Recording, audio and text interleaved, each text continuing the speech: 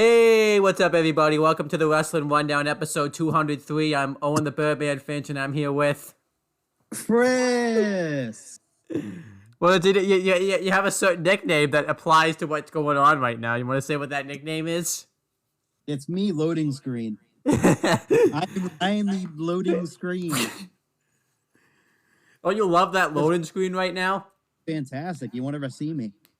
Yup. Well, we wouldn't see you anyway, so.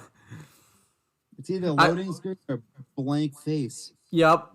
It's like waiting for the blank face to show up, so. It's too bad.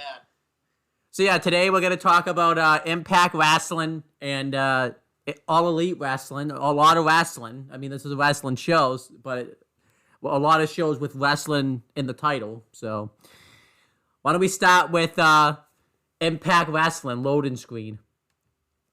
All right, let's start off with Impact Wrestling. Yeah. You missed like what, the first 50 minutes of the show, so I'm on my own here. Yep.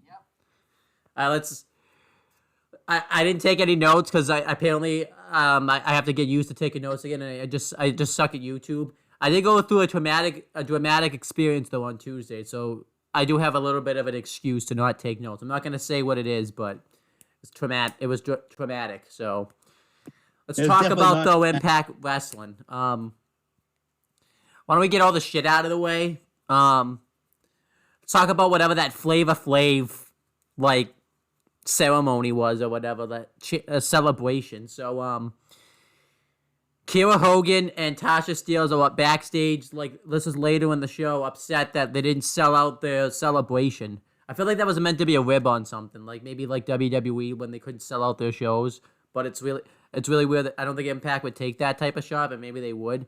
Then again, they are working together with AEW, so maybe AEW told them to now. They probably did. So they go into like the locker room or whatever. I think this is later in the show. I think it happened once and then later. And we see like and then they need someone to hand out the catering and stuff, and they see like Johnny Swinner walk up, like he's got like the he's not even wearing clothes. He's wearing like a sheet or whatever. And he's with a ton of girls, and Kiera Hogan and Tasha Steelz go into the locker room, and we see Johnny Bravo and Fala Bala playing poker, and Johnny's. I don't know what Johnny Swinner's doing. He's just sitting there. I don't know what he's doing. And all the girls are there, and they ask Johnny Swinner to show up, but he doesn't get to be in the ring with them. He only gets the outside package or whatever, because there's different packages that they get.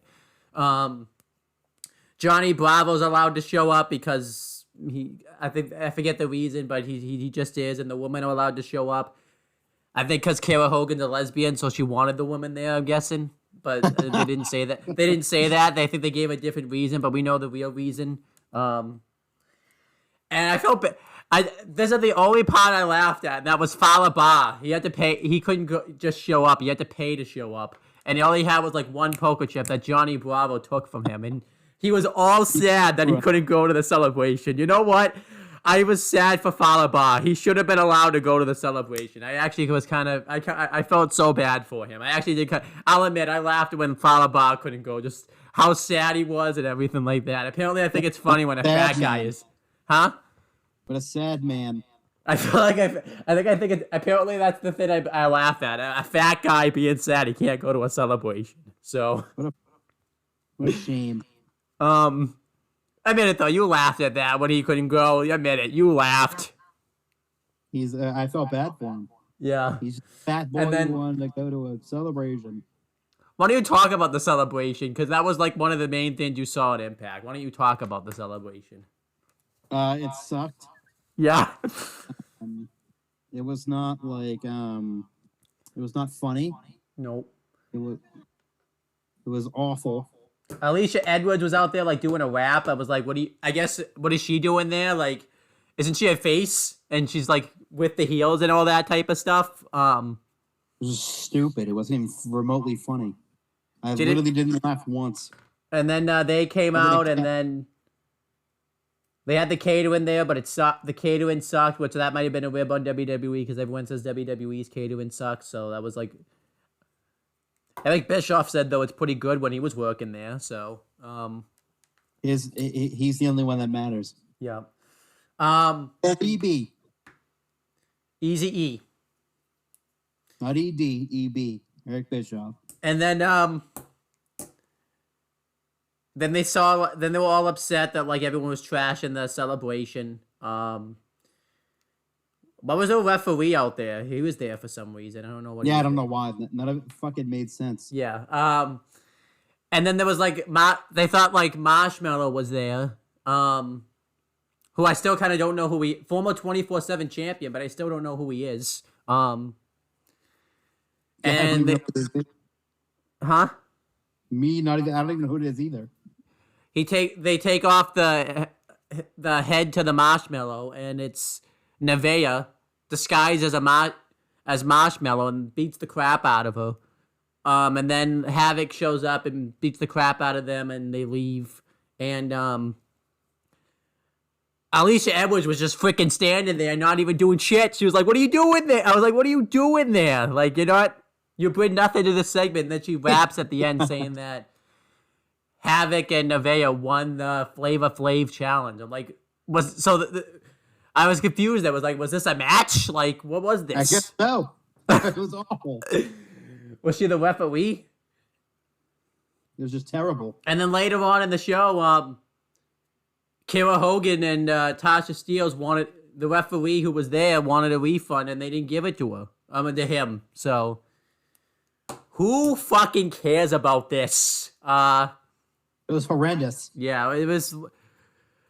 I kind of wish I could take back that prediction now. I wanted Kira Hogan and Tasha Steelz to win the tag belts, but I didn't know this would be what we get out of it with them winning the tag belts. Just a terrible, awful, disgustingly gross segment. Yep. Terrible. I think Alicia Edwards posted something on her Instagram about it. About like what she said. She wrote, "Tonight was bomb, and whoever couldn't handle Mick Lish, peace out, haters. How about peace out to you? How about peace out to this segment?" Oh, peace out to that shitty gimmick. Yep.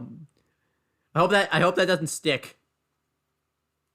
I hope it seriously doesn't either. It doesn't even make any sense that she would act this way, because like not even a month ago, like what, 2 weeks ago, she was like kidnapped by Ken Shamrock and Sami Callihan, and now she's the DJ Lishy Lish or whatever the fuck it is. Yeah, it was meant to be funny, and it wasn't funny. Now it's gonna lead to a match next week with like I think it's Kira Hogan versus either Nevaeh or Havoc. I forget which one. They're losing, and she's losing anyways. So whatever. Oh, the shit continued, man. Why don't you talk about this Deonna Purrazzo backstage segment with Kimberly and Susan? Why don't you talk about that? It was just fucking terrible. Yeah. You can't get any worse than what they fucking put out there. Yeah. Talk about it. Sucks. It's literally awful. Just be Su Yung. Like, there's no need to change between 3 different characters. Just be fucking Su Yung and be a dominant champion. That's all I have to say. At least with Matt Hardy, like all the gimmicks that he switches to are at least good gimmicks. The Susie one was good. Yeah, it was. I didn't mind the Susie one. I liked it. I thought it was like a nice change up. But you don't need to change it up again, and now she's Susan. Yeah. Now I don't give a fuck. Now it's just stupid. So they were talking shit about Jordan Grace and Jazz, and they come up and they're all up in their face. I don't even know what they said because I wasn't even paying attention. I really don't even know what they said. All I know is it's terrible. And then Jordan Grace wants a match. And Deonna Purrazzo says, "Okay, here's what we'll do." And before she can even like finish her sentence, Susan says that she'll fight them. And it's like Deonna Purrazzo like was not happy about it because it ruined her whole plan. So it's gonna be Susan versus Jordan Grace. I actually would be pretty excited about that if it was like Su Yung or Susie, but it's Susan. Who fucking cares? Not me. Yeah, who cares? Then we had some more crap on the show. Eddie Edwards fought Brian Myers. Before the match, actually, there was a nice little bit where Matt Cardona and Josh Alexander like caught up to him. And if you know the history between Matt Cardona and Brian Myers, then you get what I'm talking about. And they were trying to catch up, and Brian Myers said, "Look, I'm gonna leave this Marty Jannetty right here and go wrestle go beat a former world champion." So I wonder if that means they're gonna feud, which I actually would like to see that feud, Matt Cardona and Brian Myers. Weird. Because if you remember, Brian Myers was able to get over his losing streak in a sense because of Matt Cardona. So they might not bring that up, but he's also the most professional wrestler. Yeah. So it's Eddie Edwards versus Brian Myers. They were actually having a pretty damn good match, and then randomly Eddie Edwards, Brian Myers was wearing like a Band-Aid over his eyes from when Fallah Bahh thumbed him in the eye by accident. And Eddie Edwards just gouged out his eye and didn't break by 5 and lost via disqualification. And it was just a terrible... The match was good, just a terrible finish. I think he's trying to get into his inner Seth Rollins from when he did it, Rey Mysterio, when he ripped Rey Mysterio's eye out. So maybe he's been talking to Seth Rollins lately. So think about how scary this is. By the way, Seth Rollins is now the SmackDown Messiah. I don't know if he calls himself that because I haven't seen any shows when he's been on SmackDown, but he's got a kid to raise. He's gonna teach his kid to rip people's eyes out. He's gonna teach his kid to rip people with kendo sticks and all that type of stuff. Fuck yeah! If you think about it, it's his kid's fault that Rey Mysterio lost his eye because it was the same day Becky Lynch announced her pregnancy, where Rey almost lost his eye the first time. So take his eyes out. Anyhow, that was just a terrible finish, but it led to a great conversation. So. I don't think you saw that match because I think that was the first 50 minutes of the show. So, good. Yeah, it's good they didn't see. We had a good match. It was Matt Cardona and Josh Alexander versus not Brian Myers, Ace Austin and Madman Fulton. That was a pretty damn good match. Just everyone who went in there did what they were supposed to do, especially Matt Cardona, and he hit the... I don't know what he calls it now, but the leg lariat on radio silence. Yeah, radio silence. The Rough Rider radio silence. What the fuck he felt like calling it? Yep. On not Lance Archer, Madman Fulton for the win. This is why you take notes, everyone, because you're stuck making it up as you go along. No, you don't. You can just make it the fuck up. And Matt Cardona and Josh Alexander won in a pretty damn good, acceptable tag team match that offended nobody except for Ace Austin and Madman Fulton because they lost. So, that was it. There's nothing left that needs to be said. Now it's gonna lead to a match on this Tuesday, where it's gonna be Matt Cardona. No, it's gonna be not Eddie Edwards, Josh Alexander versus Madman Fulton, which that's gonna be a mean guy match because they're both big boys. So big boy brawl. Yep. Then we had some that I didn't necessarily hate, but it's getting repetitive. We had Joe Doran versus Cousin Jake, and Joe Doran squashed him. I think Cousin Jake, did he ever knock him off his feet? I don't even think he ever knocked him off his feet. I don't think he did. It was an absolute squash. I forget how he won with the clothesline. He hit it out of nowhere too. He hit some type of choke slam or something, and then just hit the clothesline afterwards. He hit a fucking attitude adjustment, then picked him back up and hit him with a clothesline. Yeah, I wasn't really ready for that. Then afterwards, Dino and Eric Young beat down Cousin Jake, and they're gonna do the same thing they did to Rhino last week, where they're gonna stomp his ankle in while the chair's connected to it. But Eric Young puts a stop to it, and they leave, and he puts down the towel that Violent by Design have, and he's offering for him to join the group next. So we'll see. Maybe he will join the group. Maybe he won't. Probably not. It wouldn't make it. It'd make no sense if he joined the group. It's Violent by Design. And then afterwards, yeah, that was it. I didn't necessarily hate this. It's just getting very repetitive. Like literally every week they have a match. A member of Violent by Design wins, and then they just beat down their opponents afterwards. Like we need to see some new stuff. Super competitive. Just as repetitive as your loading screen right now. So It is. It is. Then we had some more stuff. We saw Rohit Raju was talking to somebody backstage. We didn't see who it was. I think it was Suicide because it looked like he was wearing like the Suicide character, but he pretty much wants him to help him defeat TJP to get his X Division championship back. So there you go. Is it Suicide? Who knows? Did you see this or no?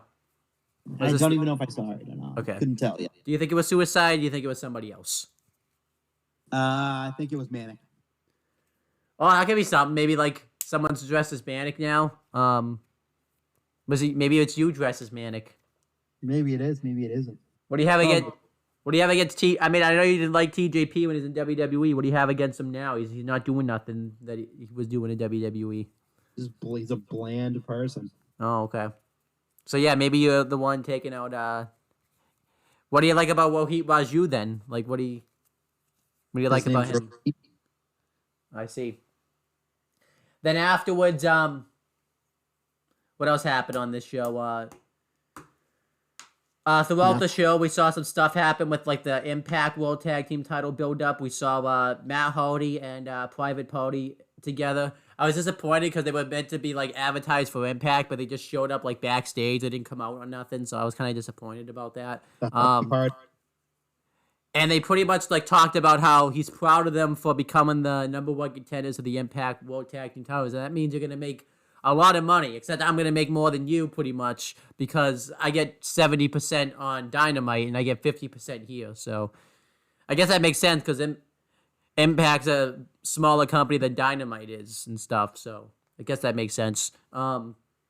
And he wants them to win the Impact World Tag Team titles and then win the Tag Team Battle Royal on Dynamite at Beach Break next week and win that match. So we could be seeing a team that's going to hold the Impact and the AEW World Tag Team Championships. So could be interesting. Yeah. But there's something on Dynamite that makes me think that's not going to happen now. We had another one of those, since we're on the subject, we had another one of those Tony Schiavone, Tony Khan advertisements that were pretty damn funny. This time, Tony Khan was more like childish about it. He was like rubbing it in their face of Dynamite or everything like that. It's pretty damn great. Who doesn't? Tone Khan. He really hates Impact for some reason. Oh, he does. And I don't know what they did to him. They touch him inappropriately. Like, I don't know. Yeah. I don't know what they did. And then later in the show, why don't you talk about the James Storm Chris Sabin segment since you saw it? I already forgot. Oh. Well, Chris Sabin's upset that like Private Party thinks that they're done with him, and James Storm comes up and says that they're not done with them, and they have beer afterwards. Because James Storm is a beer drinker. So, in case if you didn't know that by now. And Chris Sabin even went to the bar to look for him. James was like, "Oh, you picked a good place to look for me." So, I don't know where else you'd find him. Like, where else would you find him? I'm glad he's back with Impact. I said it in the last episode. He didn't feel right that he was in another company. He only belongs at Impact, nowhere else. NWA is just losing talent left and right now, aren't they? I think I saw a Facebook post. They only have like 12 talent left that's actually signed to the company. And one of them's leaving soon, probably because Thunder Rosa wants a contract. So it's probably just gonna stay in it with AEW. Oh, definitely. So Nick Aldis' contract's up, and who knows what's gonna happen with him? Nothing. That he went to Impact. Was Magnus again? He's Magnus. So would he still be the NWA champion then? Because technically Magnus isn't the NWA champion. He'd still be the NBA. He'd still be the NWA champion as Brutus Magnus. Ah. That fantastic gimmick. Also on this show, you saw this match. Rosemary defeated Tenille Dashwood in a good match. I like the bit where Tenille Dashwood tried to win with like a camera case because there was a camera in there, and D'Lo Brown didn't know what was in there. He's like, "What do you think was in there?" It's like I was kind of hoping Matt Striker would say something about it, but he didn't say anything about it. Like, I wish. I was like thinking, like, I think there's a camera in there, D'Lo. I think there's a camera in there. So. I would hope there's a fucking camera in there. What did you think of that match, though? Did you like that match, or was it just there for you? It was just there. Okay, it's okay. I do like that the Decay's back though. Yeah, same. I wish Abyss was there because that would be awesome. They could like go for the tag titles, but Abyss is in Connecticut right now, so he can't be there. That's right. He's in Connecticut, Stamford, Connecticut. Yep. Afterwards, too, Larry D was there, and I'm really confused about this now because I thought the whole thing with Taya Valkyrie getting arrested meant that the case was closed, but now he's saying that Rosemary put a spell on him. So is the case not closed? I guess so. Why is he out of jail? He still pulled the trigger. He still shot Johnny Bravo. Like, no, Lawrence did, not Larry D. So what happens if Lawrence shows up then? Does he go to jail? Larry D is dead free. So why was Larry D in jail then and not Lawrence? That's because they. I don't know. Really stumped me. And then afterward, Crazy Steve took offense, but Larry D knocked him out. And then afterwards, Rosemary was gonna do something, but Ace Romero. A lot of aces in the world. Too many. Went to like. No, then he said, "Luckily, we don't hit girls." So there you go. That's all that needs to be said right there. So, and then I think that was everything, right? I mean, obviously the main event stuff, but I think that's everything. I think we covered everything on the show. See, that was off the top of my head. I don't need fucking notes. What do I need notes for? I got everything off the top of my head. I mean, I'm saying raw names and everything like that, but what do I need fucking notes for? So you don't fucking need them. Continuing though, in the beginning of the show, Rich Swann was out there, and I like him as a champion, by the way. He's cutting some damn good promos. And he wants Tommy Dreamer to come out.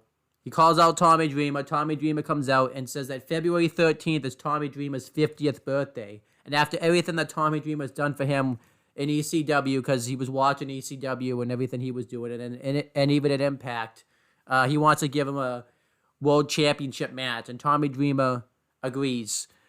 But there's some people that take offense to this. And the first one is Sami Callihan, because he thinks it's a crime that Rich Swann embarrassed the company by losing to the AEW World Champion. And yeah, I may have lost the Barbed Wire Massacre match, but I didn't embarrass the company. Do you think he embarrassed the company or nah? Yeah, I think he did. Okay. And Sami Callihan says he should get an Impact World title match. Then Chris Bay comes out and says that he's owed a rematch because he's Chris Bay, and it's his birthday the same day, and he's going to be 25 years younger than Tommy Dreamer. And Moose comes out and says that he finds it fitting that everybody is too afraid to challenge me for my TNA World Heavyweight Championship. And then he just moves on. I guess no one wants that TNA World Heavyweight Championship. In the dead. It's dead. Yeah. It's dead. Moose says he was owed a world title match after what he did to Willie Mack, and Rich Swann said he'd give him a title match, and Rich Swann says, I offered you the opportunity last week, but you said it has to be on your time, and the clock's ticking. So Moose better hurry up, because that clock is ticking right there. So ticking. It's a clock ticker. Yep. And then Willie Mack won. No, what happened after? No, then they start to beat down Rich Swann and Tommy Dreamer. And then Willie Mack comes out and makes the save, and the faces at first chase off the heels, but then Sami Callihan takes his phone out and hacks the system and makes all the lights go weird and stuff. Maybe he was. Ooh. Yeah. He's Maybe he was the hacker all scary. along. Maybe he was the SmackDown hacker that got dropped with. Well, no, he wasn't because it's already been confirmed who that was. So, and then Ken Shamrock's in the win, and they all just the heels beat down the baby faces. And backstage afterwards, the faces are pissed about this, and they're gonna go talk to Scott D'Amore about making a match for later in the show. And they go to talk to him at his office, and Scott D'Amore comes out and says, I'm not aware if your Scott Steiner math is correct," which I laughed my ass off when he said Scott Steiner math, because I don't know how Scott Steiner math works. I don't even think Scott Steiner knows how that works. So I guess they don't. So he says it's only 3-on-4. I thought in Scott Steiner math 3-on-4 would be a good thing, but I guess it ain't. So I guess it's not. So, they're gonna go find a partner, and Scott D'Amore says that they found somebody, and they look in the door. And we can't actually see who it is, but they're like, "This is lit. This is awesome." So they go in the locker room, and then we see them come out for the main event, and we found out that it was Trey McGill. So apparently he's staying with Impact, which I think is kind of cool. It's a nice, I thought he would go to. I thought he left I thought he left Impact too, and he was gonna go to WWE along with along with Dez and Wentz, but I guess that's not the case. I don't remember what the WWE names are at the top of my head right now. So something. It's something. And then doesn't one of them have like the like isn't Dez like kind of Wentz now? And like I feel like I heard like Dez has Wentz's name or something. I don't know. So we have this 8-man tag team match. It was a pretty damn great 8-man tag team match, and Trey McGill gets the win via a roll up on Sami Callihan. Wesley and Nash Carter. Huh? Wesley and Nash Carter. So one of them, yeah. So Wesley and Nash Carter. Which one's Wes and which one's Nash? I think it's Wesley is Desmond Xavier. Okay. And Nash Carter is Zachary Wentz. There you go. MSK. Yep. MSK. Get that right. So then, Trey McGill wins the main event, not the show, so you can stay right here. I'm leaving. No, it's not the show. It's not the show. It's not the show. What do you think of the main event, though? Because I know you saw the main event. Not the show, just the main event of the show. I'm leaving. I liked it. I thought it was good. I kind of would like to see Trey McGill go to WWE. I don't know if this is a one-off or if it's just like he's back. Yep. I don't know, but like, it's kind of like, I don't know. He didn't go right away because there was a family situation going on. Yep. So I wonder if that's all cleared up now. Like something's going on within his family, and he wasn't going to make his decision. So I guess I don't know if this is just a one-off to knock the ring rust off, or if it's actually him going back.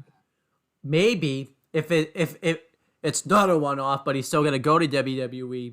He's just working under a handshake type of deal, and he's going to feud with Sami Callihan, and Sami Callihan would defeat him, and power drive him on the floor or something, taking him out, which will write him off to go to WWE. Break his neck. Do it. Break his neck so he can go to WWE. Stupid neck. With a broken neck. He's going to have a broken neck, and they're going to go, yeah, we still want you. Yep. Sami Callihan, I forgot to mention afterwards, too, because Ken Shamrock and Sami Callihan were mad, so they beat up the referee afterwards. Because I like Ken Shamrock, how he's just a loose cannon. Like, I love that. Like, no one can control him. So, what? That's Ken Shamrock. Yep, he screams like that. He screams all the time. He's an Impact Hall of Famer, and he's just a loose kid. I love that scream, by the way. Like, do the scream again. Nah, only once. He can't get it twice. Damn it, but I didn't expect it though. You gotta give me something. Am I just gonna continue to get the loading screen? Yeah, you're gonna continuously get a loading screen. Do you love your loaded screen? Your little loaded screen? Ain't nobody seeing me. Ain't nobody seeing me. Do you love the little loaded screen you have right now? It's fantastic. I love it. Am I a loaded screen on your end? Or can you actually see? I can see your face. What else? What's behind me then? What do you see behind me? A window. And figurines and a snowball microphone and a wall. It's a blue. It's a correction. It's a blue snowball microphone. That's as opposed to being a gray snowball microphone. Well, it's weird. They call it a blue microphone. They call it a blue snowball microphone. Yet it's black. So I don't understand what's going on right now. So. No, and then I get it because you went on last week or the last episode. What do you think of the commentary team of D'Lo Brown and Matt Stryker? It's hit or miss. I mean, I don't mind it. Yeah, I like it. It's better than what Josh Matthews was. What about Madison Rain? Did you like her commentary? Yeah, fuck her. She was awful. Matt Stryker is better than both of them combined. Is it me? And this just might be me. Does Samoa Joe and D'Lo Brown sound alike? Because they sound very similar. Somewhat, yeah. Like sometimes I think it's Samoa Joe out there on commentary. And I'm confused. I'm like, wait, is he back? Is he back at Impact now? Oh no, it's just D'Lo Brown. Because it's D'Lo Brown. It's really weird though. Like randomly out of nowhere, he brought up like the fact like that like it was on this day. Like it's not even like he brought it up like at the beginning of the show. It was like a random. Oh, it was on this day years ago that Andre the Giant turned heel on Hulk Hogan. It's like, okay, what does that have to do with it? What does that have to do with anything, Matt? Did you hear that? Did you hear that, or was that were you not watching it yet? I must have missed it. Yeah. He said randomly, yeah, that was on this day years ago that Andre the Giant turned heel on Hulk Hogan. Like, I even like it because D'Lo Brown's like, you're really informed when you're wrestling. It's like, I love wrestling. It's my life. Stupid. I was just like thinking, okay, good job, Matt. You didn't really need to bring that up. That didn't really have to do with anything. So. That's stupid. I mean, out of what you saw, what did you think of it? Your impact rate's not going to be good because you saw all the shit. So, I think I know what happened. I think they knew you were going to be watching. They knew you were missing the first 50 minutes, so they wanted to give you all the shit. Yeah, they did. Fuck you, other shit. You betrayed them, Chris. How dare you pick hockey over us? You're gonna get all the shit now. And I give it like I don't know, an okay. I give it like a C minus. What's percentage in that C? You can only go from 70 to 74%. 70. Okay. So since I'm gonna give it a C plus, and I'm gonna give it a 78 because some of the segments were a bit all over the place for me. 79. I said 78. Not even you couldn't even give it a 79? Nope, not a 79. It's not that. It's not almost a B plus. It's just a 78. So that's like not 69, but it'd be like 79. What do you want me to say? That it's not 69, but it's 79? It's not 69, but it's 70. No. It's not 69, but one number lower than 79. Nice try. Nice fucking try. But it's like one number up, so it'd be like 79. You're acting like I gave him like an F. I gave him a 78. That's a pretty fair grade. Like you're acting like I ripped their souls out. They're gonna go back and look at this review and say, "Man, I wish I had a 79." Let's look into the next week. Let's try to make this a 79 worthy show just for Owen. Not an A plus, not a B plus, a 79. No, 79 show. Just be like a 70. It'd be like the opposite of what a 69 show is. It'd be like a 79. Yep. But say, okay, what did we do this week that got us a 78? Let's bump it up a little bit to 79. But then what if it's like a 69 show? I don't know. What if after that it's a 77 show? Oh man, they just keep losing. They keep losing ratings. And then after that, they try to go back to the 78. Then it's back to a 76. If they just keep losing them. Yeah. And pretty soon they're gonna be like at 69. Yeah. Pretty soon it's gonna be at like a 1. And then it's gonna be the best show ever. Pretty soon it's gonna be. I think I gave like the Rob Zombie Halloween, the second remake, like a F. I gave it like a low F. So I gave it like a 4. So pretty soon Impact would get to like a. Pretty soon Impact would get to like a 4. Oh, nice. A nice 4 right there. A nice 4, but like it's not like it would be like a 69. Yep. So maybe they're gonna try. Maybe next week they'll try to have like a really bad show just to balance out, to make this look like a plus show too. They gotta. Yep. Now let's move on to AEW loading screen. Dynamite. All right, now we're gonna review AEW Dynamite. I forgot to say the dates for these shows, but I'm gonna put them in the description box so you'll know. Yeah, you'll know. All right, let's talk about AEW Dynamite. Huh? It's only Thursday when we're recording this, and they happen on Tuesday and Wednesday. So. Yeah, but what if I upload this on a Friday? Then it's all off. So. Well, then it would be Thursday when we're recording it. Yeah. And then it'd be Tuesday and Wednesday when the show happens. Yep. So it wouldn't really matter. So let's talk about AEW Dynamite from this week. I want to talk. You could actually like add more to the thing because you saw the whole thing, right? Oh yeah. Yeah. Every bit of it. Did you pick hockey over Dynamite this week, or was hockey not on? It was probably. I think it was on, but I just didn't watch it. All right, so I do got a question for you. What are you gonna do if hockey and Dynamite, when it gets a playoff season, is on at the same time? What are you gonna do? Huh? I already have a reason. I already have something. It's called the TNT app. Oh, there you go. I didn't know they posted. I don't have to worry about it. Yep. All right, let's talk about. I want to talk about a match I loved this week. I loved Lance Archer versus Eddie Kingston. I just loved it. I loved Lance Archer like destroyed Eddie Kingston. I don't think Eddie Kingston got some offense in, but it was pretty much all Lance Archer. Like he fucked this dude up. You fucked his day up. That's for sure.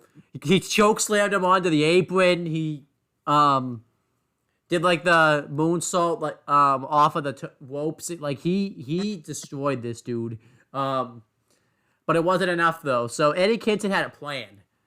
Maybe that's why he didn't put up as hard as a fight. I wonder if Eddie Kingston was listening. Okay, I wish that these guys had come out here a lot sooner though. Oh my gosh, because he was just getting fucked. And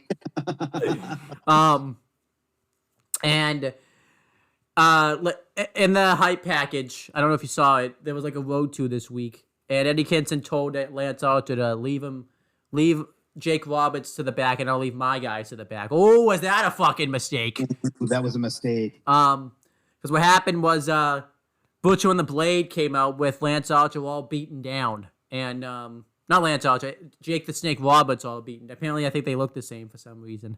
And this distracted Lance Archer, and for some reason the ref, I guess he was concerned about Jake the Snake Roberts. And it allowed the Bunny to hand Eddie Kingston like some type of brass knuckles or something. I forget what it was, but he clocked Lance Archer with him and knocked him out and defeated Lance Archer. I thought that was nice. The back was sick.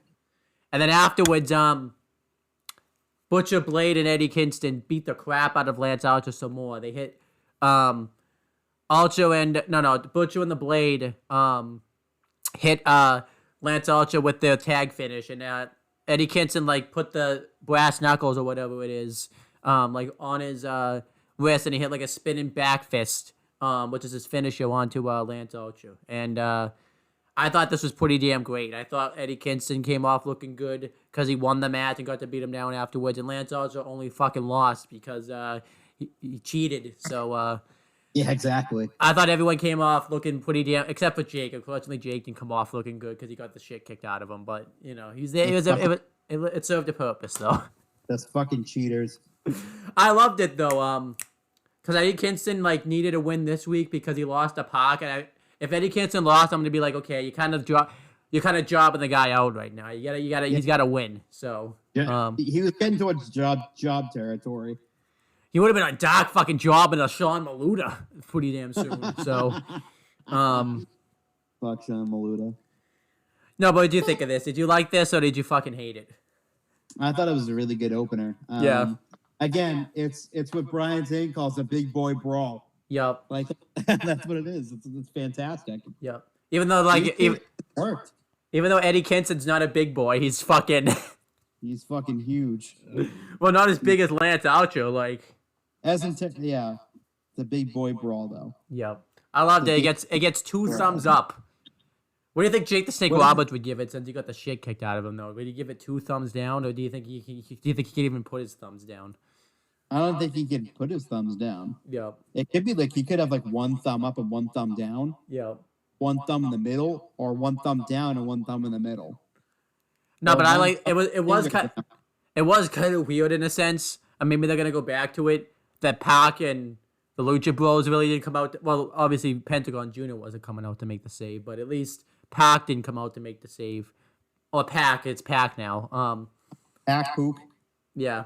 But you know what? He's got other things going on right now, so maybe he didn't need to. And plus, him and Lance Archer really aren't friends, as you saw a couple weeks ago. So yeah, they just hate each other. Yeah. Then it followed. We had Chris Jericho and MJF versus the Varsity Blondes. I almost said the Hollywood Blondes, but that's a different tag team.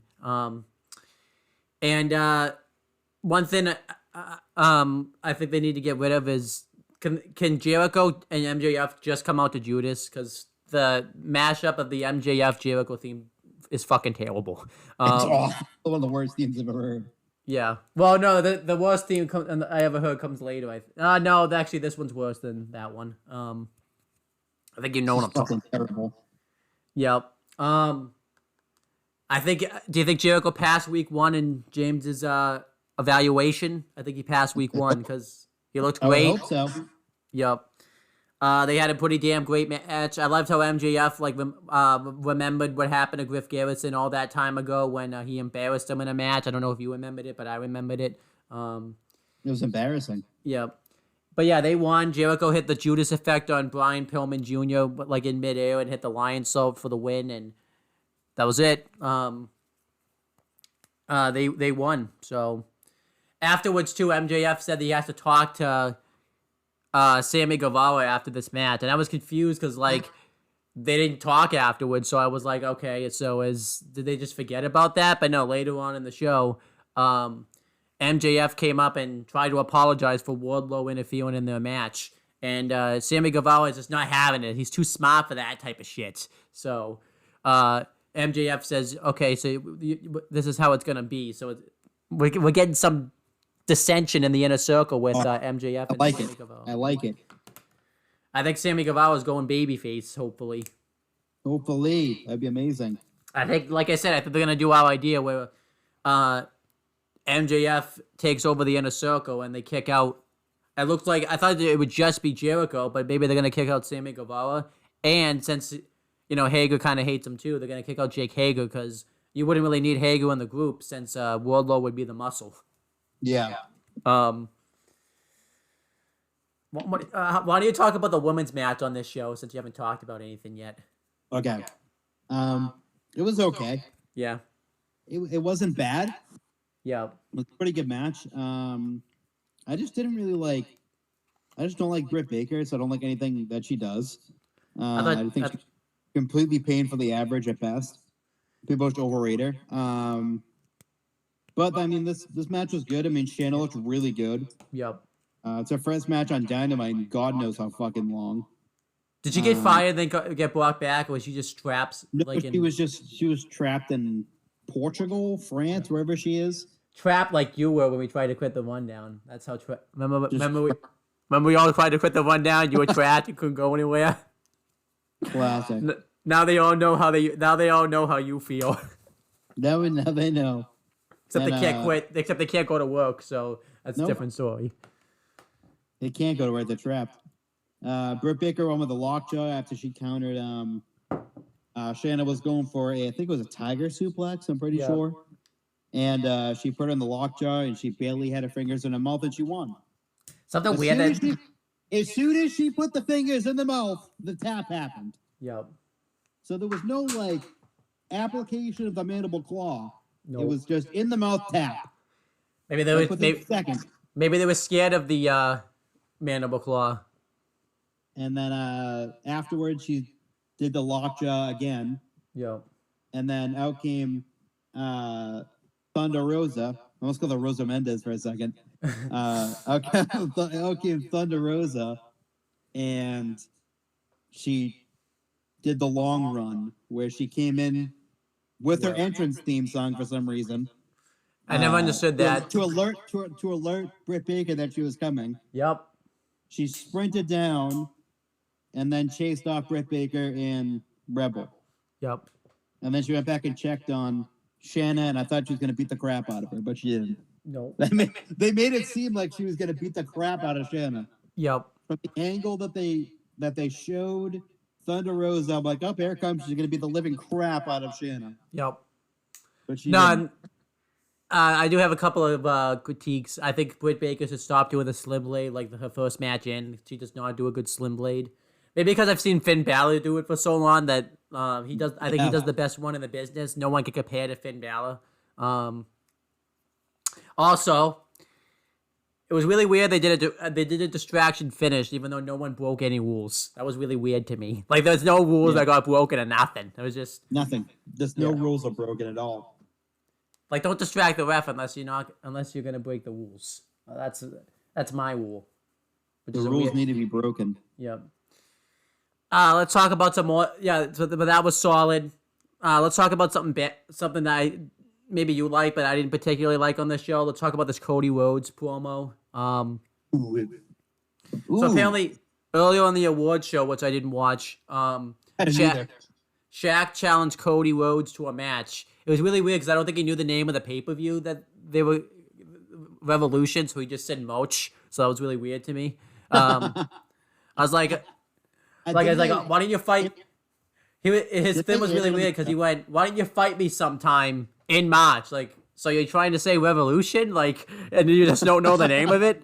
It was just really odd. It was a really odd promo because then, Arn Anderson brought up that Cody was born on June 29th or whatever, 1985, after Dusty Rhodes had a match. Yeah. And he flew to the hospital. Yep. And saw Cody being born, and it brought Cody to tears. And then I don't know what the fuck it meant. Is that match supposed to happen on the day of his child's birth? I don't know what the fuck they're even. I don't think that adds up though, right? Because she got pregnant in December. How long has she been pregnant for? I think it's December. Yep. So that wouldn't even make any sense because she wouldn't even be 9 months yet. Yeah. She's barely even showing now. I just don't I don't know what the fuck they were trying to talk about. Yeah.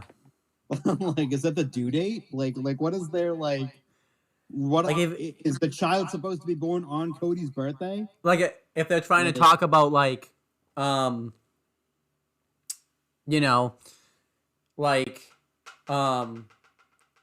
if Cody has to decide whether or not he wants to continue wrestling when he has a kid on the way, he's got 9 months to continue wrestling still, though. Yeah. He even still, and it's not like he can't not wrestle. They only go to the Dynamite once a week. Yeah, it's only even without the pandemic, they were only going to TV once a week. Yeah, exactly. It's weird. Like, Yeah. and then like Arn Anderson, he was rambling big time. Yep. Yeah, like that was such a like a. I don't know if he was trying to stretch for time because at the beginning he said he was going to contradict himself, which I don't think he did. But it basically announced that Red Velvet was coming out, and Red Velvet called Jade Cargill a bitch, and then they basically said, "Oh, that's going to be a tag match now, randomly." Yep. So is it now? Is it gone from a singles match to a mixed tag now? Yeah, it looks like it. It's gonna be Cody Rhodes and Red Velvet because I think Cody Rhodes even said it was. He pitched the idea to do him and Brandy Rhodes versus Shaq and Jade, which is weird because that was I think he basically said that was the plan all along. Yeah. But obviously because Brandy got pregnant, they couldn't do that plan. And it's like, and they showed like the waiting room segment where Jade like slapped Cody, but like I mean I don't like Jade Cargill. Yep. I don't like her at all. I think she has horrendous mic skills. Yep. Like she says words and then pauses in between them. Yep. Cody, pause. And then next line, pause. Next line, pause. It's like she's like a friggin' a robot in a human being's body trying to speak. Yep. I'm like, you cannot tell me that's not a robot. It's really weird. So we're gonna have Cody Rhodes and Red Velvet versus Shaq and Jade. I'm guessing this is to appeal to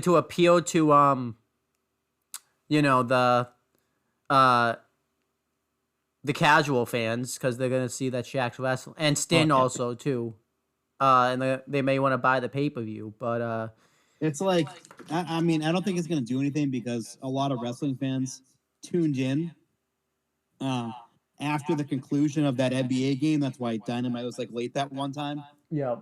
It was on at 10 instead of 8 because the Celtics and Bucks were playing. Yep. Everyone was literally shitting all over Chris Jericho. I don't think they watched the rest of the show. I think they saw how fat Chris Jericho was and they just moved on. Yep. So I don't think you're gonna like. You might get a few like because I was watching the Boston Celtics are one of my favorite teams, so I was watching them play. So and then obviously it's the carryover, so I'm obviously gonna watch Dynamite after. Absolutely. Who wouldn't want Dynamite's a great show anyway, so it just didn't like I don't know. I don't think it's gonna do anything. Yeah. Especially I mean, if you're like a I love Shaq. He's like one of my favorite basketball players like of all time. He's one of the most dominant centers in the game. But I just don't think like I don't think it's gonna translate. Yep. I don't think like I just don't because he appeared in the Royal Rumble. Andre the Giant Memorial Battle Royal one year. Yep, I was at that WrestleMania if you remember. Yes, it was. It was the one in Dallas, Texas. Right? Yep. He didn't do anything. Yeah. He got tossed over the top rope. He didn't even do anything. The most action he's had in a wrestling ring is when he clotheslined Chris Jericho. Yep. And that was in like 2008. I mean, he's been trying to fight the Big Show, but that never went anywhere because he kept backing out of it. Big Show wanted to have the match, but Shaq kept fucking backing out of it every single time. Yep. So I don't know. I don't know what skills Shaq has in the ring. I don't know if it's going to be like a 10-minute match and 9 minutes of it's going to be Jade Cargill and Red Velvet. Like, I don't want to see that. I don't want to see that. I don't want to see Cody get in the ring and wrestle. See, I don't like the thing is like they've already handicapped themselves. Yeah. By making it a mixed tag, when it could have just been a regular tag match instead. At least with the Red Velvet managers on the outside. At least with the WrestleMania 34 match with Triple H and Steph versus Kurt and Wanda. Like even if Wanda wasn't gonna be good, at least Triple H and Kurt were gonna be in there and they're good enough to like carry the match and save it. But I don't think. But at the same time, like in that mixed tag match, Ronda Rousey is at least an athlete. Yeah. Whereas she's like done some form of wrestling in her career in MMA. Yeah. She knows how to apply moves. Where I don't think fucking Shaq knows how to do anything. Well, I was even gonna say, like, if you're asking Red Velvet and Jade to carry the match, that's asking a lot out of them. Like, they're not even. Like, They literally that's just why it came. should have been a tag team match. Yep. Like, have Cody and Dustin team up. Oh yeah. Against whoever else. Yeah. Sean Spears. Like, Sean Spears. There you go, right there. Sean Spears. Perfect. Yep. Therefore, now Cody and Dustin can wrestle Sean Spears. Basically, it'll be a handicap match, basically. And then Shaq gets there for a little bit, but Sean Spears wrestles the majority of the match, and Red Velvet, Jade Cargill on the outside. And they fight on the outside, so where it doesn't impede the match. Yep.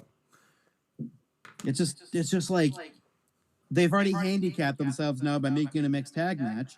Jade Cargill's inexperienced, and Shaq is inexperienced versus two experienced wrestlers. Yep.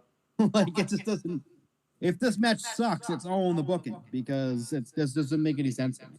They could surprise us though because It could. I mean, Shaq could be good or Shaq could be god awful.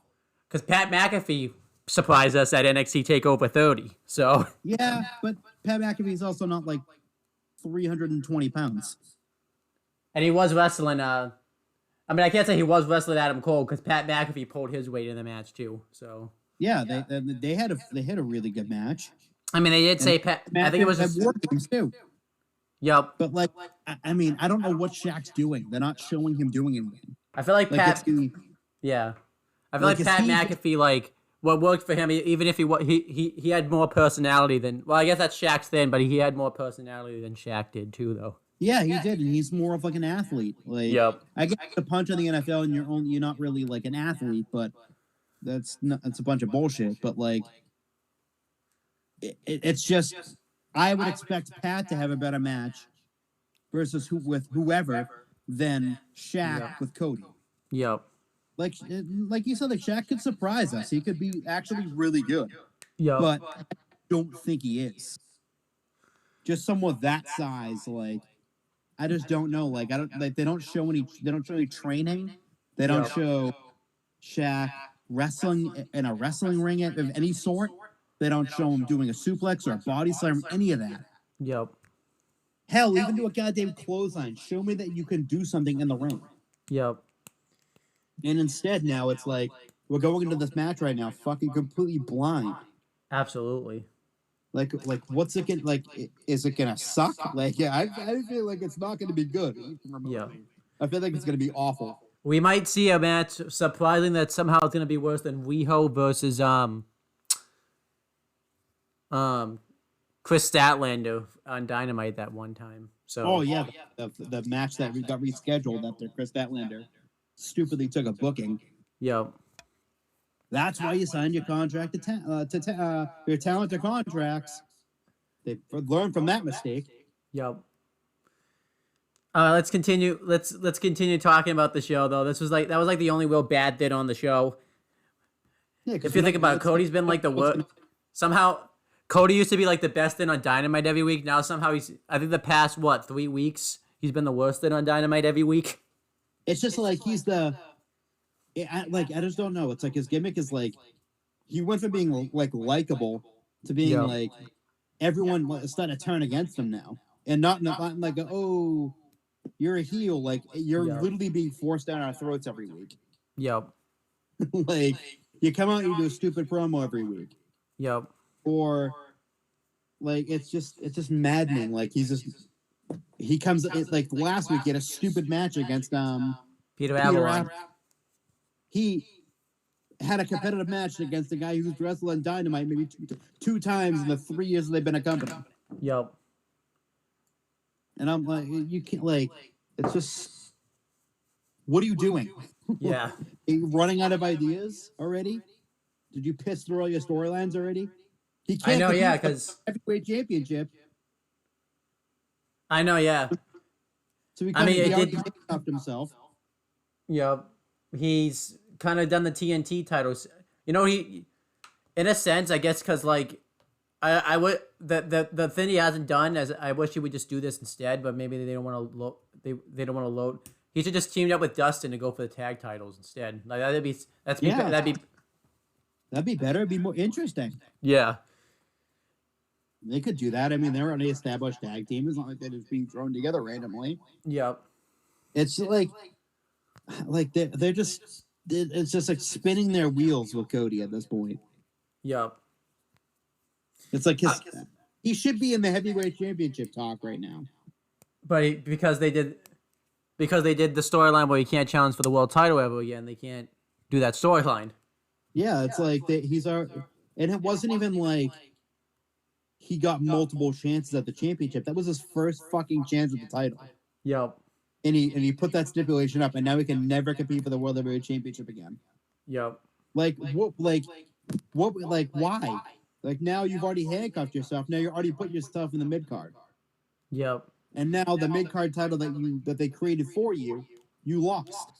Yep. And now you're on to this. Like this is like 3 steps down from where you were originally. Yep. I think this is why like Nick Aldis is needed, so he could win the NWA World's title and he can challenge for that, and then we can get like a Nick Aldis Cody 3. He's already becoming like shoved down our throats and like forgotten about at the same time. Yep. If that makes any sense, like he's becoming like the forgotten member of the Elite, like almost. He's basically out. He basically quietly left the Elite too. Like. Yeah, they pretty much all did. Like if you go on Wikipedia, it's like there's only 3 members. It's the Bucks and it's Kenny Omega. With associates, it's Don Callis and the Good Brothers. That's it. There's no one, not like Dustin, none of those guys in the Elite anymore. The Elite's like not even a thing anymore. Yep. All right, let's continue talking though. I want to talk about something I liked in this show. I liked Heyman Adam Page versus Ryan Nemeth. See, I didn't make that mistake this time. But yeah, this was good stuff. I thought this is actually how Cody should have done the match with Peter Avalon. Hangman Adam Page like had a little bit of a match with him, but it wasn't so unrealistic. He was actually fairly dominant, like doing most of the match, and still won. So, And then during the match, Matt Hardy came out, and Matt Hardy talked about pretty much how he's been abandoned by the Elite, and he was there, when they fought in Stadium Stampede, and he understands why he doesn't want to join the Dark Order, which you should have done, Adam. Should have done that. The Dark Order needs you. They love you. They need him. I mean, it's pretty obvious they love him. They act like they were going to propose to him last week. So, Matt Hardy though says that you're changing by yourself in like a random locker room that's right across from catering. So while I'm changing in a big locker room, so if you want to change in my locker room, you're welcome to it. And I love Tony Schiavone afterwards. He's like, I think you should take him up on that. Like, I think you should take him up on it. Like, no. And any man on page that doesn't say it. He should take him up in the Dark Order because they have a nice big lounge he can change in. They did take. I don't know if you watch. I don't think you watched Being the Elite, but I was watching one of the episodes where they were supposed to do the what's it called? What's the name of that restaurant? Baby Back Ribs commercial, and the Elite tried to sign up for it, but I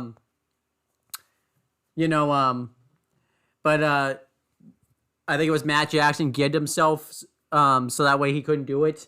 And then the Dark Order ended up getting it. And he could get that baby back rib deal again. So, because he'd be in the Dark Order. That he certainly could.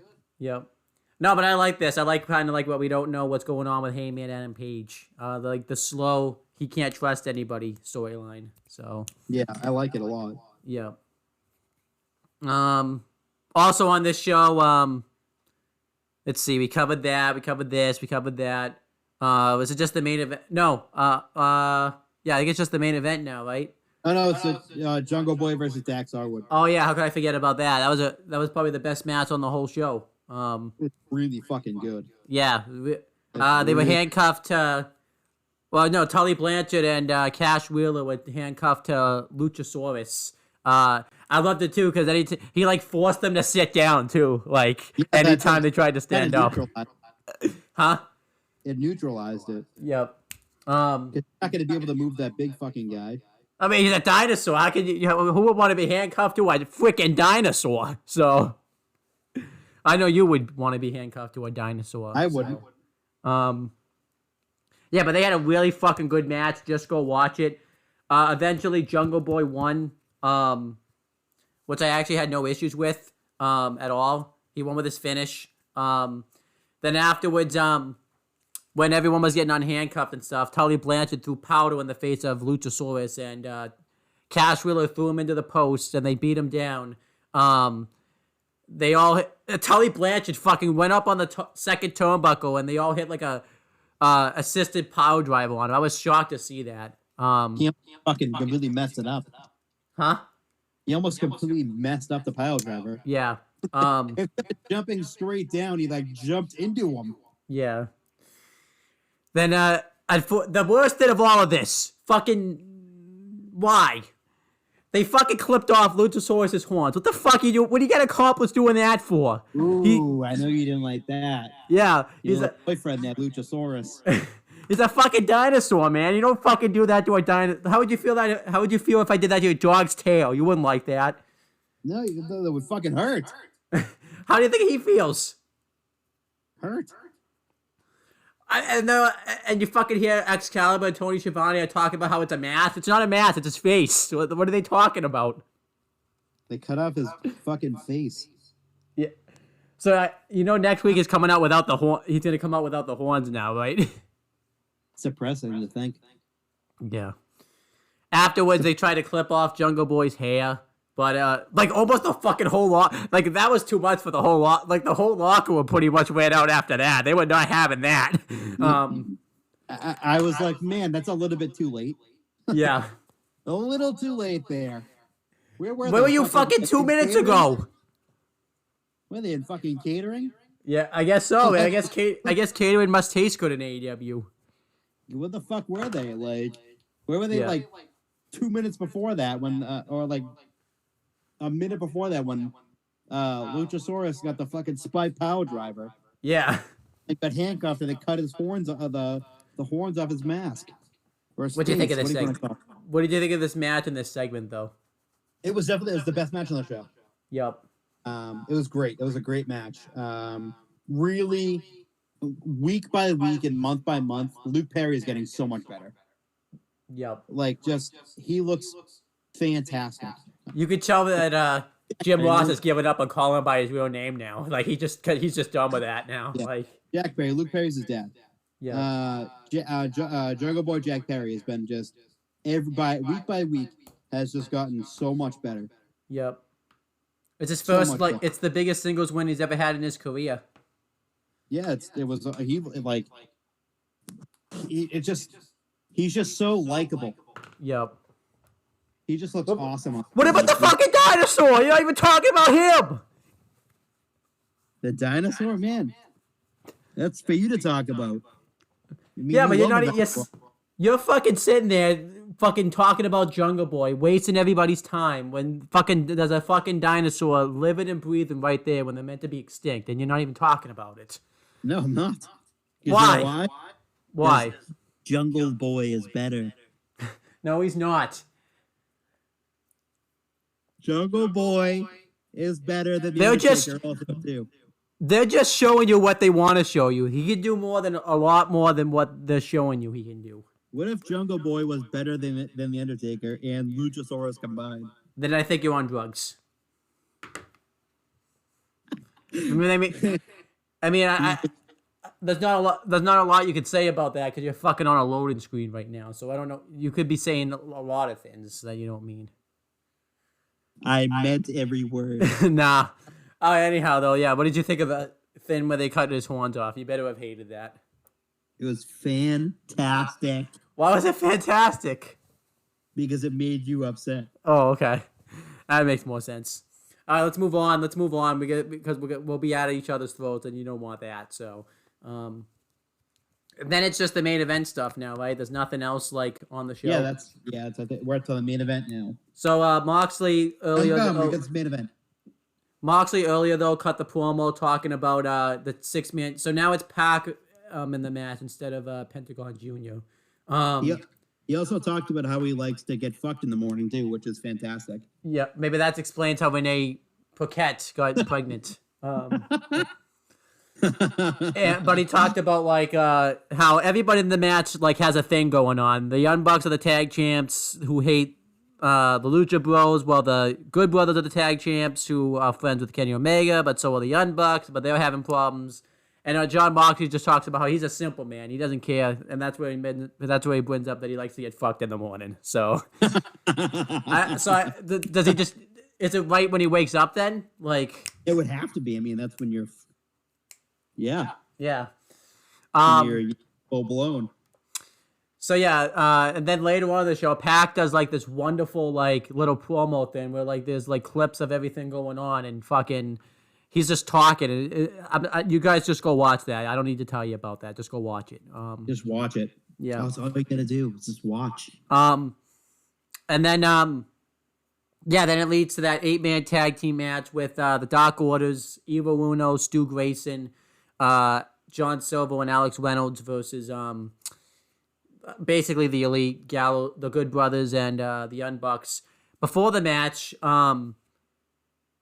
Gallows and Anderson are like talking to the Young Bucks, and Kenny Omega comes up and wants to talk to the Young Bucks about what happened with Don Callis, but they're just not having any of that right now. The theme music goes off and they have to leave. Really weird timing for Kenny Omega to come up and talk to them about that. So it's weird. But he's a weird guy, so you can't really say anything about it. So it's very weird. Yeah, they have a really damn great match. Even though I knew the Dark Order wasn't gonna win, I really wanted them to win because I like Dark Order. They're fantastic. John Silver's fucking awesome.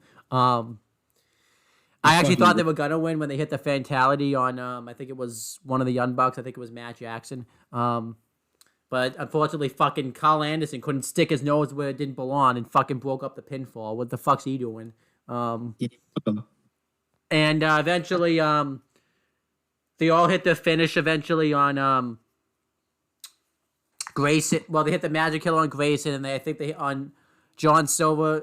The Young Bucks hit the Indie Taker or the Meltzer Drive or whatever. Afterwards, we find out in the Battle Royal there's a tag team Battle Royal next week, and the Young Bucks are also going to be in that Battle Royal, which I actually kind of like. I think like everyone that they could challenge will be in the Battle Royal, but the Young Bucks are going to be in it, and if whoever they win, they can pick their challengers, which I like. I thought that's something different I haven't seen before. Yeah, it's different. Definitely like that. And the Young Bucks look at Gallows, the Good Brothers, and say that they could pick anyone that they choose. Maybe they weren't looking at them. Maybe they were looking at the crowd. You never know. No, they were looking at they were looking at them. So after that, there's like this tense moment where they're facing off with each other, and then Ray Phoenix runs out and hits a springboard high cross body onto the Young Bucks. But the Good Brothers beat him up. They go for the Magic Killer. But he kicks them away and hits a dive on everybody. Eventually, Moxley helps even the odds because the Young Bucks were already laid out, so he just needed to help him with the Good Brothers. And then Kenny Omega comes out. He just immediately gets laid out with a paradigm shift. So poor Kenny Omega. Well, no, you've been fucking an asshole, Kenny Omega. No, poor you. No. He fucking loves it. He loves getting his face hurt. Yep. He might actually. Fucking man. I think John Callis likes it more. You see, like he loved getting his face fucked by the Young Bucks last week. Oh. So, just like face fuck Phillips. Oh man. No, but this was great stuff. I loved it. I love how it built to the 6-man tag. I liked how we built to the Battle Royal, which I wonder if the Young Bucks are gonna win now. Like basically every team's in it, and it'd be interesting to see the Young Bucks versus the Good Brothers. So do you think? Super interesting. So if the Good Brothers won the AEW Tag Team titles, that'd be interesting too, because they would take them to Impact every week. Oh yeah, definitely. Well, except this week because they went on this week. They weren't on this week. Yeah. And then Private Party could win the Impact World Tag Team titles from them and take the Impact Tag titles there. This would be like we wouldn't know we wouldn't know who was signed where. The fucking Private Party would be. Can you imagine, by the way, they all of a sudden then, like when they won their respective tag team titles, Impact was just like, nope, can't come here anymore. The Impact Tag Team Champions can only be on Dynamite now, and the the AEW Tag Team Champions can only be on Impact now. They can't be. They can't switch sides. Nope, can't have any of that. Now, what do you think of this main event angle and everything? It was great. Were you sad the Dark Order lost, or did you want him to lose? I was sad. I thought they were gonna win. Yeah. It's great. The match was great. I'm gonna make you sad. Yeah, I'm gonna make you sad right now. It hit me when the Dark Order came out that it hasn't even because he died on the 26th of December, right? It hasn't even been a month since we've lost Brody. That's crazy. Yeah. Crazy. Yep. And then I forgot one other thing that happened on Dynamite. Miro, they invited us to Kip Sabian and Penelope Ford's wedding with his butler Charles. So that's gonna be interesting. Yep. Interesting stuff coming in the next week at Beach Bash, Beach Brawl, whatever the fuck it is. You going to the wedding? I wish. I wish too.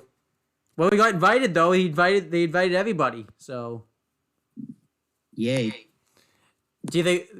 I don't know how that works though. Are we invited to go actually to the wedding, or do we have to watch it on TV? They didn't make that clear.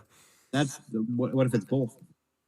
How can we do both at once? We have to put go to the wedding and watch it on TV. On the TNT app. On the TNT app, yeah. Yeah. So what do you give AEW Dynamite for this week as a grade? I give it like a A-. It was pretty the only thing I hated on this show was the Cody Rhodes segment. I give it a 92 out of 100. I'm gonna have to give it a a 92. I was gonna say 69, the opposite of 69, but it'd be a 96. That's why it's not a 96. All right, before we get off, let's do some predictions for Beach Break. Loading screen. All right, let's do our Beach Break predictions. What do you think's happening at the wedding? I mean, obviously it's a wrestling wedding, so someone's gonna interrupt it. Who's interrupting the wedding? The man of orange. Yep. Orangeness. Oh, he's gonna be fucking pissed too. Like, oh, he's gonna try now. He's gonna be fucking heated next week. The thing is, they've already kind of. It's weird because it was only like 2 weeks. Yeah. So Chuck Taylor is the butler for it was 3 weeks. Yep. What was the point of it in the fucking first place? They did nothing with it. I know, yeah. Well, they probably did stuff on Dog because Mio's been wrestling on Dog, but I haven't seen it, so. But there hasn't been any segments. There's been nothing. Yeah.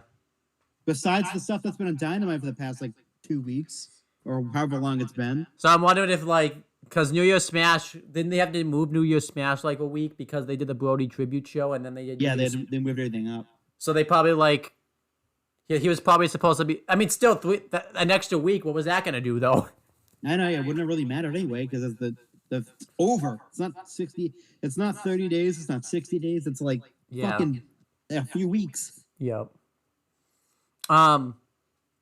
So are they legit getting married on this day though? Since they can't have a real wedding, or they? I think it's I think it's like a wrestling wedding, but I think they could be actually getting married. Yeah. I think it's the same thing that WWE did with Drake Maverick and Renee Michelle. Yeah. They actually got married legitimately on that day.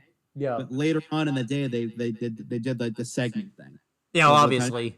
For championship. So I think they might do the thing where it's same thing that WWE did where they'll have the actual wedding ceremony and everything before Dynamite. Yeah. And then do the shenanigans after the fact.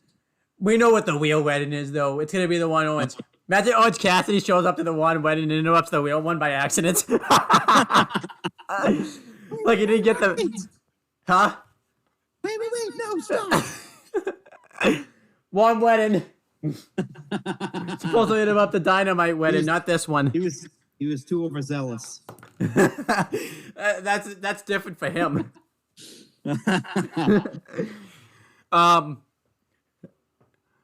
Yeah, so that's the wedding. I think Orange. Do you think Orange Cassidy's gonna show up like? Because I would make the suggestion he drops orange juice on him, but I don't think they're gonna do that bit again because they've already done that bit. Do you think they're gonna? Yeah, they're gonna do that. Yeah. Do you think he's gonna show up like in an orange truck and just spray everyone with the freaking? Oh, that'd be fucking hilarious. Because Jericho said that great. was. Jericho wanted that to be like the original bit that they did with orange juice. Then, like instead of him getting poured on him, he wanted him to show up in the orange truck and just freaking. Fucking amazing. It'd be hilarious too, like if he's not in.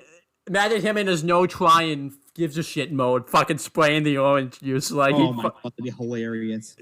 That'd be so funny. I'm looking forward to seeing what Orange Cassidy does. I hope he shows up and fucking. Who do you think will be the most pissed that the wedding gets interrupted? Miro, Penelope Ford, or Kip Sabian? Probably Penelope Ford. And so it's her big day, and like he ruined it. Yep. Oh, I can't wait for that fucking wedding now. That's gonna be fun. It's gonna be funny. I know there's gonna be shit involved in it. There's gonna be something's going down. Yep. They're not gonna have a regular old, wrestling wedding without something happening. Never happens. I really hope he shows up to the one. Oh, you know what? They could even do something like. Remember, like, when Orange Cassidy would just show up, like, just not even giving a shit, and, like, Jericho would get pissed? They could even do that. Like, he just fucking stands there, and they're fucking, like, they can't even fucking... Like they're in a church, and, like, he's in the very back pew, just sitting there, just slumped over, like, not even giving a shit. Yeah. With his thumb, like, in the middle, like how he does, like, his thumbs up thing. And fucking Miro is fucking losing it. That'd be great. There's so many things they could do. They could even have. This is why I don't get why people don't like. Because literally, if you get no gives a fuck Cassidy, it's great. If you get fucking tries hard Cassidy, it's great. Oh, it's fantastic. Yeah. So why did you hate this dude for so long? He's fucking awesome. I don't know. I'm weird. I fucking thought AEW was gonna go under the first 6 months. Okay. So yeah, I got proven wrong within the first 6 months. You know, if the pandemic had happened, it probably like in the first 6 months, it probably would have. If it was 2020 instead of 2019, yeah. Well, I'm saying if the pandemic had happened in 2019, AEW probably would have gone under. Oh, for sure, without a doubt. Would you have felt bad too if it was because of a pandemic it went under and you said that? Instead of it's stupidity, yeah. No, let's talk about other matches. So we're gonna have Thunder Rosa versus Britt Baker. Who's winning that match? Thunder Rosa. Probably yeah. Oh, I forgot to mention on Dynamite too. They have the women's tournament coming up. And Serena Deeb's supposed to wrestle Riho at some point. We don't know when, but it's at some point. She's facing the Ho. Yep. Kenny Omega's Ho too, because that's why she was the first AEW Women's Champion. So, and then the tag team battle royal. We can pick. We'll pick like 2 teams to win. I think it's gonna be the Young Bucks or Jericho and MJF. The Young Bucks or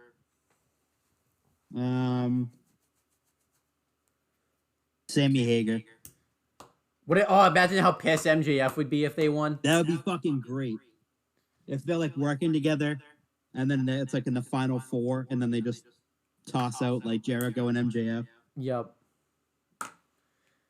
So then if Jericho and MJF don't win the Battle Royal, what do they do with it? Because I thought they would just go for the tag titles. But then I didn't know the Bucks were going to be in the Battle Royal. So yeah, I don't know. It's going to be interesting. Yep. And then obviously we have Jon Moxley, Pac, and Ray Phoenix versus the Good Brothers and Kenny Omega. I'm going to shock everyone and pick Jon Moxley, Pac, and Ray Phoenix. I just think they're going to win. I think they're going to... I'm picking them too. Like, I just think that like it's been such kind of like a one-sided feud, if you want to call it that. Yeah. Where it's like Omega won, he cheated to win. We didn't see Moxley for a month, and he was talking shit, and he was like doing his own thing, and he looked really fucking strong. And Jon Moxley, he looked equally as strong, but like, I just think that Moxley gets his win back here. Yep.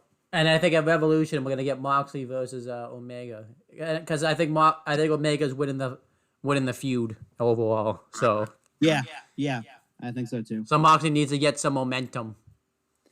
He needs to build it. He needs to build that momentum. Honestly, now the thing I'm looking forward to is what Orange Cassidy's gonna do at that wedding. Now, though, like I can't wait to see what he does. So It's gonna be exciting. you better fucking watch that entire Dynamite. Don't even fucking dare turn NXT on for a second. I'm gonna watch all NXT. Fuck off! You're fucking prevented progression. I'm gonna watch all NXT, and I'm gonna say that AEW is a 0 next week. Let's predict letter grade. What would the letter grade be for Beach Break next week? A 90. If Cody Rhodes is on the show and they do something with Shaq, yeah, it would be a 90. Or maybe, you know what, I'm gonna say a 90. I'm gonna say a 95. I think the Battle Royal and the 6-man tag and the Beach Break, like the wedding's gonna be so great that it's gonna at least be a 95. Yeah. But the second Cody Rhodes shows up on the show to do something with Shaq, that letter grade's going the fuck down. Unless they do something good. Like nothing. I mean, nothing's better than what they've been doing, right? Yeah. So, all right, loading screen. All right, we're gonna end off the video now. I hope you guys enjoyed wasting an hour and a half of your life on us. You don't necessarily have to though, because everything's time coded. You can just click on the reviews you want to listen to. So hopefully it wasn't an hour and a half of your life. Could have been 20 minutes. Yeah, it could have been 20 minutes. Could have been 36 minutes and 23 seconds. It could have been 59 seconds. So yeah, could have been an hour, 16 minutes and 54 seconds, or it could have been the whole fucking video. So the whole thing. Yeah. Really hope you all enjoyed. Whatever you saw this video, if it was the whole thing, or I really hope you get our sense of humor. And if you don't think we're funny, well, that's too bad for you. Yeah. I feel like gain a sense of humor. Yep. Let's talk about some announcements. So next week, I hope I'm gonna try to make a video every fucking day on all 3 channels. Well, no. Let me explain that, because I'm not going on all 3 channels. That would be kind of tough to do. I am at least gonna make a video a day on one of the channels, but there'll be uploads somewhere at least every day. So if it's not here, it'll be on the Talkinator. If it's not there, it'll be on CM Brothers. There'll be, so starting from Sunday to the next, Sunday or whatever, there'll be some type of it. What are you doing Sunday? Family day. Do you have like 20 minutes out? We can do like Royal Rumble predictions, not like a rundown, just Royal Rumble predictions. Yeah, I can do that. Yeah. Or maybe if you can't do it Saturday, if you can't do it Sunday, you can record it Saturday, and I can just upload it Sunday. So yeah, I mean that would work.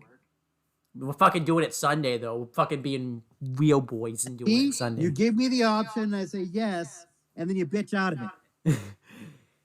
That's because I gotta like. So which one do you want to do then? You want to do record it Saturday, upload it Sunday, or record it Sunday, upload it Sunday? Saturday, Sunday, because the Sunday is Royal Rumble. Okay. What do you want? We're doing it at night Saturday though, so fucking get over it. Fuck, I mean, if we're gonna do it, might as well do it in the afternoon. Well, I have plans in the afternoon. Fuck, we'll fucking do it fucking live then. What? So we're doing it Sunday now? We'll do it Saturday night. Okay. All right. Yeah, and then some point next week. This time we mean it. We'll launch in the Aftershock corner. I know we've been a little bit late on that, but 1 week Chris had to work, and another week this is legit. James kind of fucked it up on us. So, and this week I'm just too busy. So you'll see the return of the Aftershock corner, which died years ago, but is being brought back to life.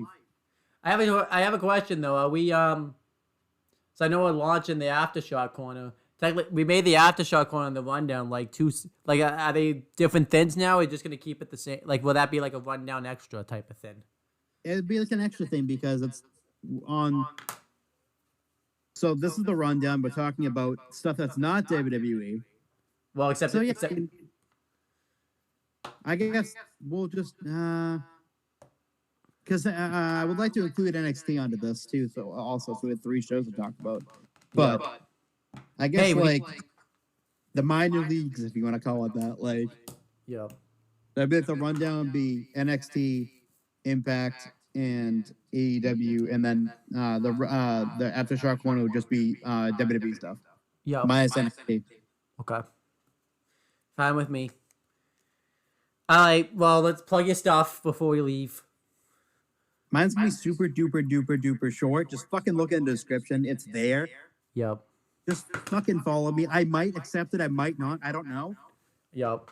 If you follow me, just send me a DM. I get fucking spam DMs all the time. Yep. But if you just send me a fucking DM and say, hey, I added you, because 99.9% of the time I'm gonna decline it. So. Yep. So I put. So spam people with, I'm sexy in the bio. I should have probably done. I should have done your method. But it's too late now. So.